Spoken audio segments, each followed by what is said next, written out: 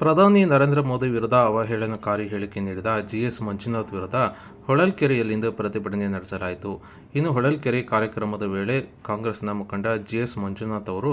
ಪ್ರಧಾನಿ ನರೇಂದ್ರ ಮೋದಿ ವಿರುದ್ಧ ಅವಹೇಳನಕಾರಿ ಹೇಳಿಕೆ ನೀಡಿದ್ದನ್ನು ಖಂಡಿಸಿದ್ದು, ಹೊಳಲ್ಕೆರೆ ಬಿಜೆಪಿ ಮಂಡಲದ ವತಿಯಿಂದ ಮಂಡಲ ಅಧ್ಯಕ್ಷರಾದ ಸಿದ್ದೇಶ್ ಅವರ ಈ ಒಂದು ನೇತೃತ್ವದಲ್ಲಿ ಬುಧವಾರ ಬೆಳಗ್ಗೆ 11:30ಕ್ಕೆ ಹೊಳಲ್ಕೆರೆ ಪೊಲೀಸ್ ಠಾಣೆ ಎದುರು ಪ್ರತಿಭಟನೆ ನಡೆಸಿದ್ದು, ಜಿಎಸ್ ಮಂಜುನಾಥ್ ಹಾಗೂ ಕಾಂಗ್ರೆಸ್ನ ವಿರುದ್ಧ ಘೋಷಣೆಗಳನ್ನು ಕೂಗಿ ಆಕ್ರೋಶ ಹೊರಹಾಕಿದ್ದು, ಈ ಕೂಡಲೇ ಜಿಎಸ್ ಮಂಜುನಾಥ್ ವಿರುದ್ಧ ಕಾಂಗ್ರೆಸ್ ಸರ್ಕಾರ ಶಿಸ್ತು ಕ್ರಮಕ್ಕೆ ಮುಂದಾಗುವಂತೆ ಈ ಒಂದು ಪ್ರತಿಭಟನೆ ಮೂಲಕ ಆಗ್ರಹ ಮಾಡಿದ್ದಾರೆ.